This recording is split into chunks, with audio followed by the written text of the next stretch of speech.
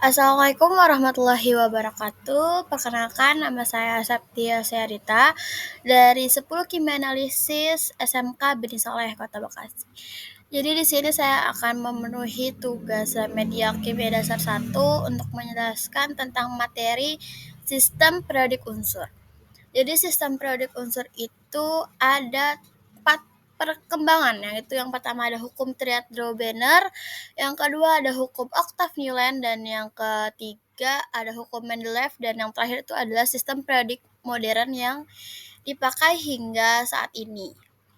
Jadi untuk hukum Triat-Drobener itu pada tahun 1826, Drobener mengelompokkan unsur berdasarkan kemiripan sifat dan kenaikan massa atomnya. Jadi si Drobener ini mengelompokkannya itu berdasarkan kenaikan nomor massa atomnya. Setiap kelompok terdiri dari 3 unsur yang dinamakan triad. Contohnya itu ada 7 Li, ada 23 Na, ada 39 K. Karena triad ini mengelompokkan sesuai dengan kenaikan masanya, dan yang di tengah-tengah itu selalu rata-ratanya, berarti 23 itu rata-ratanya. Cara membuktikannya itu kita mencari nomor massa Na. Nomor massa Na itu sama dengan nomor massa Li ditambah nomor massa si K dibagi 2. Nomor massa nomor massa Li itu 7, nomor massa K itu 39. 7 ditambah 39 dibagi 2 itu sama dengan 23. Jadi benar yang di tengah itu Na-nya dalam bentuk 23. Yang kedua itu ada hukum Octav-Newland. Hukum Octav-Newland itu pada tahun 1863, John Newland menyusun unsur-unsur berdasarkan kenaikan nomor massa atomnya. Jadi sama untuk Triat-Drobener dan hukum Octav-Newland itu sama berdasarkan nomor massa atomnya. Tapi untuk pengelompokannya beda. Kalau Triat-Drobener itu sesuai dengan 3 unsur yang dinamakan triad dengan rata-rata yang sama. Kalau hukum oktav itu sesuai namanya oktav. Istilah oktav itu sama dengan tangga nada. Tangga nada itu kan ada do, re, mi, fa, sol, la, si, do. Jadi contohnya itu unsur ke-1 sama dengan unsur ke-8. Karena kenapa? Karena mengikuti hukum oktav, mengikuti tangga nada. Contoh lagi yang kedua itu unsur kedua sama dengan unsur ke-9. Oke, lanjut ke hukum yang ketiga, hukum Mendeleev. Pada tahun 1869, Mendeleev dari Rusia dan Mayer dari Jerman disusun berdasarkan kenaikan massa atom. Sifat unsurnya akan berulang secara periodik dalam baris, periode, dan kolom golongan. Jadi triad, oktav, sama Mendeleev itu sama, mengelompokkannya berdasarkan kenaikan massa atomnya, cuman cara pengelompokannya aja yang beda. Dari Mendeleev ini ternyata kurang sempurna, jadi disusunlah lagi menjadi hukum yang baru, itu adalah sistem periodik modern. Sistem periodik modern itu ditemukannya nomor atom oleh Moseley. Jadi menemukan nomor atom itu Moseley karena sejauh ini tiga hukum ini selalu memakai nomor massanya, bukan nomor atomnya, karena nomor atomnya baru ditemukan pada sistem periodik modern ini oleh Moseley. Jadi setiap unsur berbeda dari unsur lainnya karena adanya perbedaan jumlah proton. Jumlah proton itu sama dengan nomor atom. Sistem yang digunakan hingga sampai sekarang saat ini. Di sini ada golongan SPU. Golongan itu bisa juga disebut kolom vertikal. Adalah mengelompokkan unsur dengan sifat kimia serupa karena memiliki jumlah elektron valensi yang sama. Jadi golongan itu ke bawah, kalau periode itu ke samping dalam sistem periodik unsur atau tabel periodik. Nah, dari golongan ini dibagi 2, ada golongan A dan golongan B. Golongan A itu biasa disebut sama golongan utama, dan golongan B itu selalu disebut dengan golongan transisi. Golongan A itu ada blok S dan blok P, dan selalu diakhiri oleh orbital S dan P sesuai. Untuk golongan B itu disebut dengan golongan transisi. Ada transisi luar, ada transisi dalam.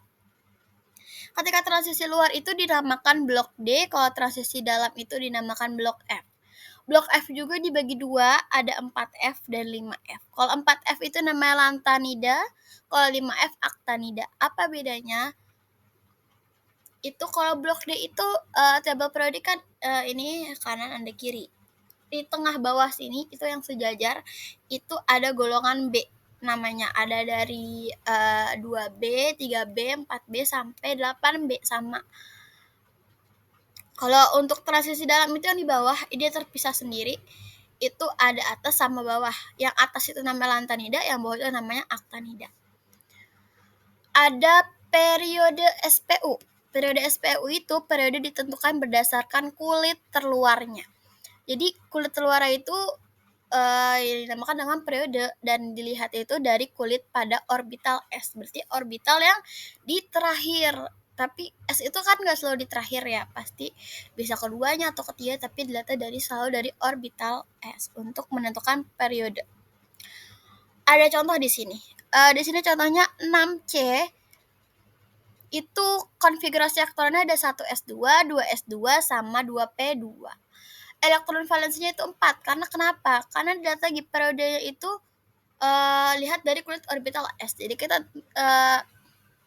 lihatnya dari di atasnya P itu ada 2, X itu ada 2. Jadi ditambah jadinya 4. Elektron valensinya 4. Blok K itu blok P. Golongannya itu 4A. Periode kedua. Lihat periode itu dari angka depannya ini, yang si 2-nya, 2s2, kita tetap dari orbital S. Jadi untuk menentukan elektron valensi, terus golongan, periode itu selalu dari orbital S. Kalau valensi, misalkan terakhir ada 2s2, 2p6, 1 SSPS, oke. 3S2. 2S2, 2P2, 3S2. Nah, elektron valensinya berarti 2. Karena kenapa? Yang di terakhir itu udah si 3S2. Jadi elektron valensinya cuma 2, bukannya 4. Ketika 2S2, 2P2, elektron valensinya 4. Periodenya juga sama di periode 2. Untuk blok itu enggak selalu lihat dari golongan orbital S. Jadi orbital yang terakhir aja itu ada golongan orbital P, orbital S, P, D, atau F yang di orbital terakhir itu. Golongan itu selalu dilihat sesuai dengan si elektron valensinya.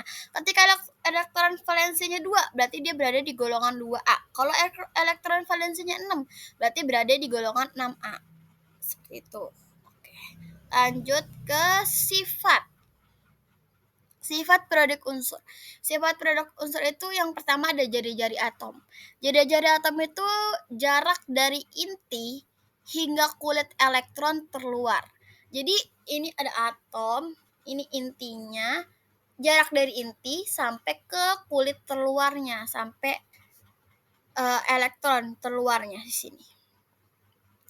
Jadi semakin kecil jari-jari atomnya, gaya tariknya semakin besar. Tapi susah keluar, elektronnya susah keluar.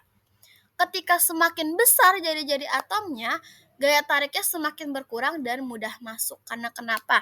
Ketika jari-jari atomnya kecil, gaya tarik menariknya semakin besar, atomnya jadi susah keluar karena udah jari-jari atomnya kecil, gaya tarik menariknya sangat kuat. Si yang elektron yang berada di sini muter-muter di sini jadi susah untuk keluar. Ketika jari-jari atomnya besar, gaya tarik menariknya kecil atau elektronnya mudah masuk. Karena kenapa? Gaya tarik menariknya itu sangat rendah, sangat sedikit. Jadi dia mudah masuk dan mudah keluar. Kalau untuk jari-jari atomnya yang kecil tapi gaya tarik menariknya besar, elektron itu susah keluar dan susah masuknya.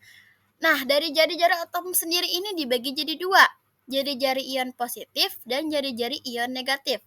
Jari-jari ion positif itu melepaskan elektron. Jari-jari atomnya itu mengecil. Ketika ini atom, ini misalkan atom, dia melepaskan 1 elektron, atomnya semakin kecil. Karena pokoknya kalau positif itu melepaskan, kalau negatif itu menambah. Kalau positif itu jari-jarinya mengecil, kalau negatif itu jari-jarinya membesar. Karena kalau positif itu melepaskan, kita melepaskan jari-jarinya mengecil. Kalau negatif itu elektronnya menambah, jadi jari-jarinya tambah besar. Jari-jari yang negatif itu nambah 1 elektron dan jari-jari atomnya akan membesar.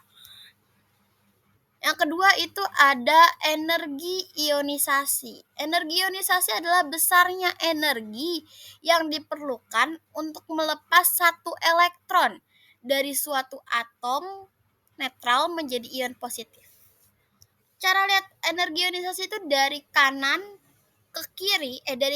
ke kiri semakin besar karena adanya energi tarik-menarik yang kuat. Kalau dari atas ke bawah itu semakin kecil. Kebalikannya, kalau dari kanan ke kiri semakin besar, berarti dari kiri ke kanan semakin kecil.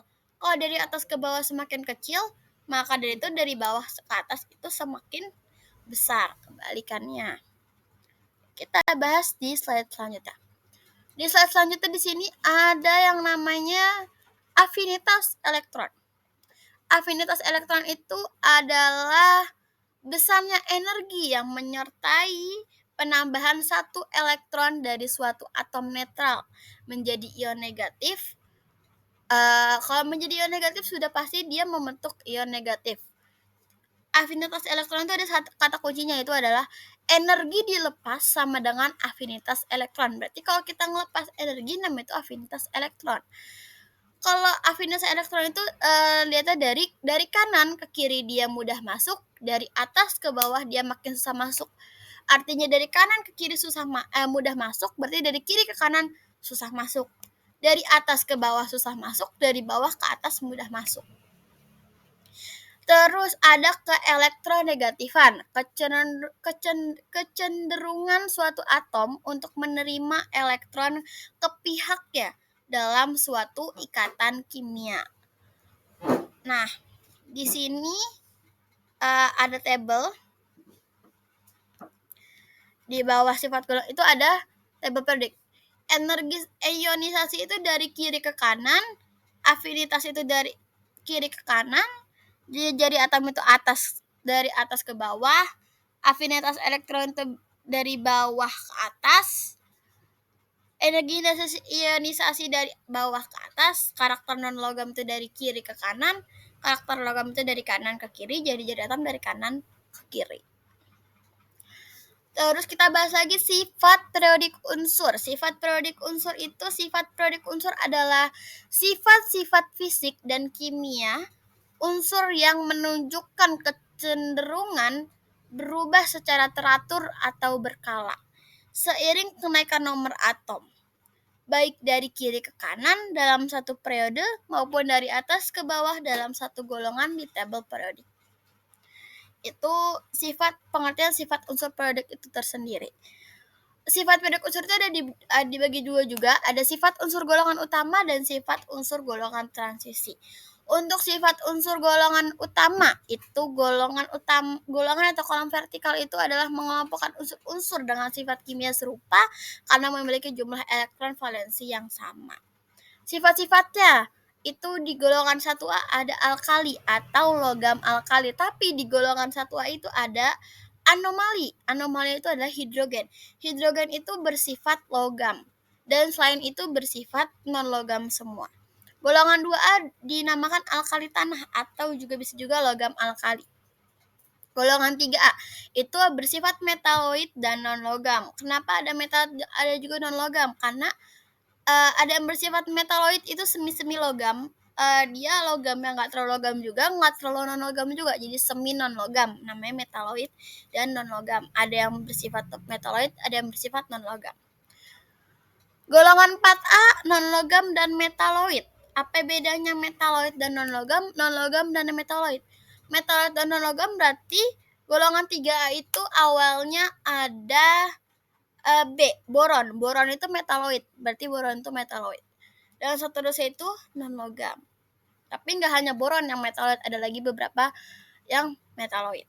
Kalau metaloidnya di awal berarti diawali golongan pertamanya yang golongan atas itu berarti metaloid. Kalau misalkan golongan 4A itu ada karbon.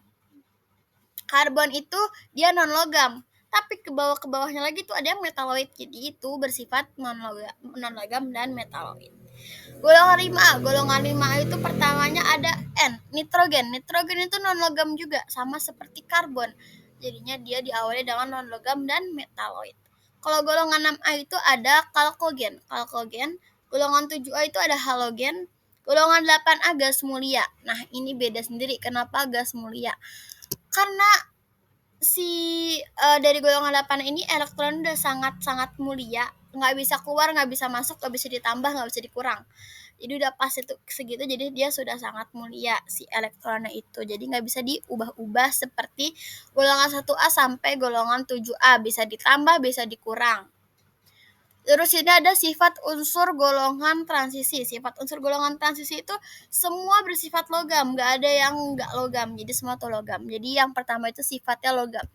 Semua unsur bersifat logam, memiliki titik leleh dan titik didih yang tinggi, serta kepadatan yang besar.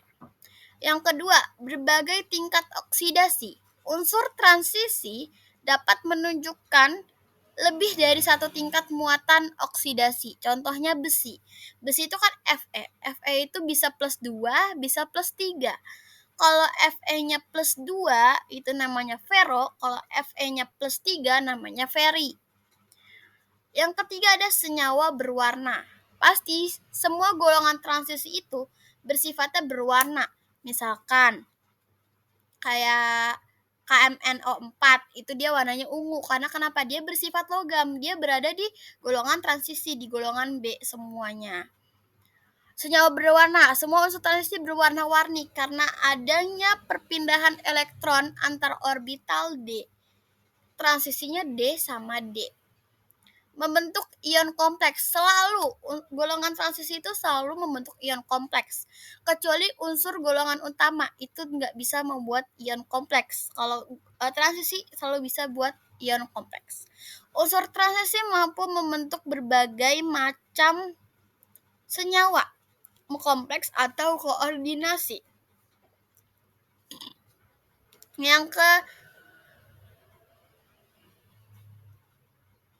Yang kelima, dia sifatnya paramagnetik. Mayoritas unsur transisi bersifat paramagnetik, tertarik oleh medan magnet karena memiliki elektron tidak berpasangan di orbital D. Dan juga kenapa paramagnetik? Karena dia bersifat logam. Logam sama logam dia saling mengikat, saling gak tarik menariknya tuh kuat, sangat kuat. Apalagi kutubnya berbeda. Berdaya katalik.